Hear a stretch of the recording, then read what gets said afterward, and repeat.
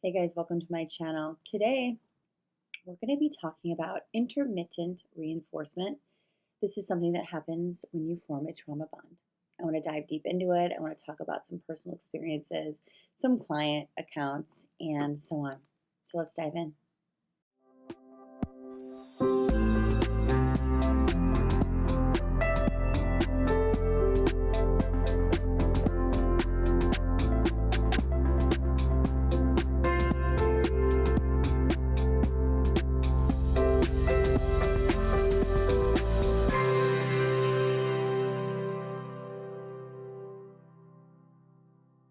Hey guys, welcome to my channel. If you're new here, please click the little subscribe button and the bell to receive notifications when I release new videos. And if you've been with me for a while, thank you so much and welcome back. I am really excited to talk about this because people need to understand how serious this is, how undercover this can be, and how earth shattering it ultimately is for many people without them really even knowing what's going on. And so, intermittent reinforcement, okay, in a trauma bond, this is how trauma bonds are formed, by the way. First of all, intermittent reinforcement looks like love bombing or getting someone to depend on you emotionally and trust them in a way that you feel like you need them. Your bond is so tight. They have parroted you, they've mirrored you so well in the first few months of relationship that you feel like this is my person. Oh my God, they totally get me.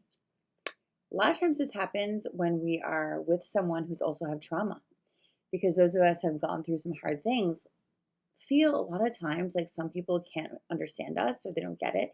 But other people who have mirrored that trauma or pretend they've mirrored the trauma, which is what a lot of these relationships look like, you feel like, oh my gosh, I'm gotten. They see me. I have an existence. I'm understood. Like, this is incredible. This is my soulmate. Then, after this, what starts to happen is little signs of abuse, little criticisms, ghosting a little bit, ignoring you, not really sending you those love texts all the time, kind of being in a bad mood and being cut off. And what that does is it makes you run and figure out, oh my God, what did I do wrong? What can I do to get that back?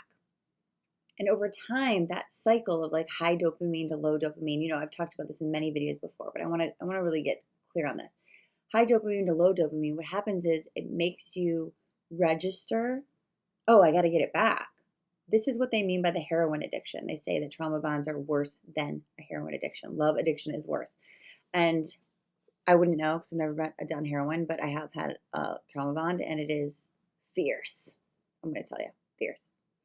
And so this cycle continues, this intermittent reinforcement of like, okay, I love you, sending flowers, sending emojis, sending texts all day, getting that stimulation. And then something happened to break that connection.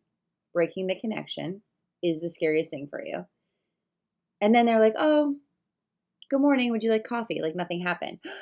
I got it back, right? That's intermittent. Like sometimes I'm disconnected. I'm not going to tell you why. And there's going to be no resolve, but then I'm back.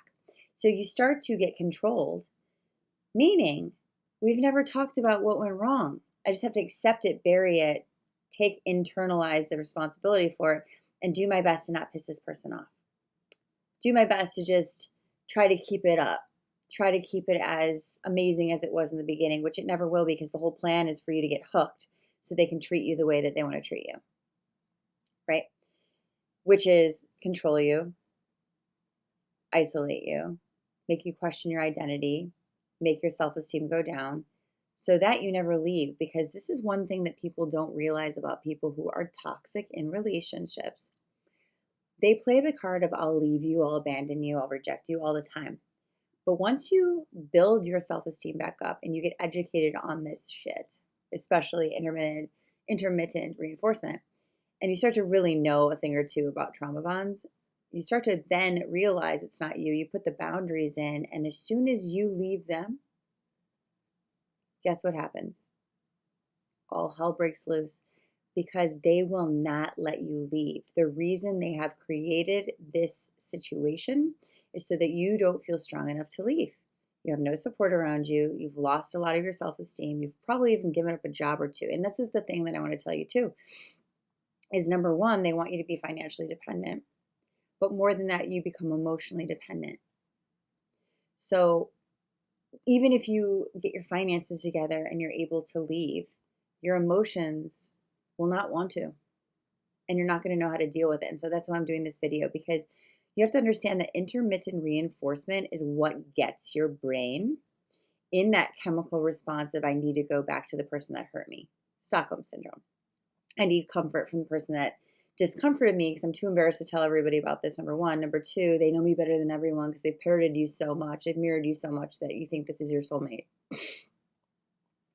So ending that emotional tie, I just talked about this on Instagram the other day. I have this class called Inner Work, right? We start October 2nd. And one of the things I was talking about in this class is not only do we have to get to the original trauma bond and heal that, which is with a parent, but also the emotional autonomy that we need to inhabit before we can successfully cut off a trauma bond has to be from physical no contact. But guys, it has to be from emotional no contact, meaning every time you start to ruminate an obsessive thing, stop. Every time you go to like a girl's dinner and you want to talk about it, stop. This is the hardest thing because you're starving for that connection that they disconnected from you. Every time you get worse in this relationship, it's because they've then, once again, done the intermittent disconnect. So the way that you're staying connected to them, this is very covert, right? You don't even know it's happening, is by thinking about them, keeping them in your thoughts, thinking if I can connect with them and figure out what they're doing and look at their social media, I can have that feeling of connection so I can stop the bleeding. You know what I'm talking about. This is your last piece of the puzzle. How do we do this, Candace? How do we disconnect emotionally and create emotional autonomy? First, understanding what you're dealing with. This is going to take time. This is literally a chemical shift. It's not your fault. You're not crazy. You're not weak. None of the things. It's chemical. And I've said that in other videos as well. Once you understand that, you can understand how the body works when it weans off things. You're going to need connection with friends while you're disconnecting from this person. You're going to need things to distract you in a positive way. You're going to need a prayer group with your girlfriends. You talk about deep shit. You're going to need coffee dates on the regular. You're going to need the connection you're losing to be made up for with people that you trust. And one of the hardest things people come to me with is, Candace, there's no one that I can trust or I feel deeply connected to like this person. That's when it gets really hard. That's when you find a coach. That's when you find a group. Join one of my groups, right? This is why I create them, so that you're not alone in this, but also starting to build community, starting to build even a Facebook page. Literally, like, go check out my truth room. It's free for 2 weeks. Go meet some people. Quit if you want to, right? But there are options out there of people that you can connect to that understand what you're going through, so you're not alone in this. The key is to not be alone in this. And if you are, go to a group right now. Go online and look at Facebook. Go online and look at memberships for people who go through this, right? I have some of my own. Don't do it alone, because that is the quickest way to get back into it, right? So that's the thing. The other thing is, when you're feeling weak and you might want to stalk them on Instagram or like reach out, and you do, don't be mean to yourself. Say, of course I'm going through this. I'm in a freaking trauma bond. I've been intermittently reinforced so long that I'm still needing the reinforcement of this person's connection. So understanding that connection is your drug right now that you're searching for. When you can have connection with others or with things that you love doing. Or I have one client who, she's in Ireland, she has no one around. She goes to nature and started connecting with nature. And she's like, God, I have guides that come to me now, right? So there's all these things that we can do. You are craving connection when you're leaving a trauma bond. That is why their intermittent reinforcement was so powerful to you, because you just would crave that connection and do anything to get it back. And you started wrongfully thinking it was your fault that they were taking it away from time to time.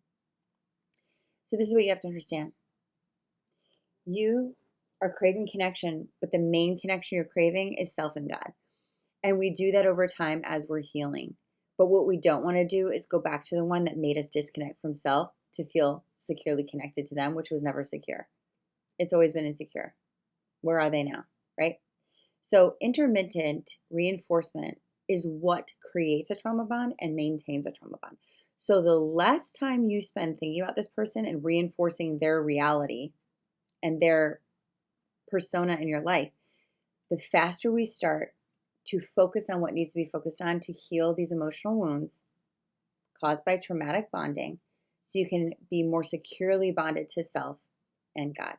When you have a trauma bond with someone, you become very traumatically bonded to self, which means almost no connection to self. So the work is to come back to self. Do some of the meditations, take a class, find a group, get support. This is serious. It is not an easy thing, and you can't do it alone. So understanding reinforcement, intermittent reinforcement is what got you bonded and what kept you there. Not your fault. When you're looking for that connection, it's just your old pattern of intermittent reinforcement that you have learned to look for to feel safe. And that's when you get to reinforce yourself coming forward to remind yourself that I am breaking a massive trauma bond. I am safe now because I've just got myself out of, or I'm trying to get myself out of, trauma. So congratulations for you guys who are doing this work. I'm totally here for support for you if you need anything. Please don't forget to check out my podcast. We're having 2 amazing interviews this week that I will be posting the next couple weeks. What else can I tell you? Inner Work, Abandonment, Wounds, and Trauma Bonds is open for enrollment right now.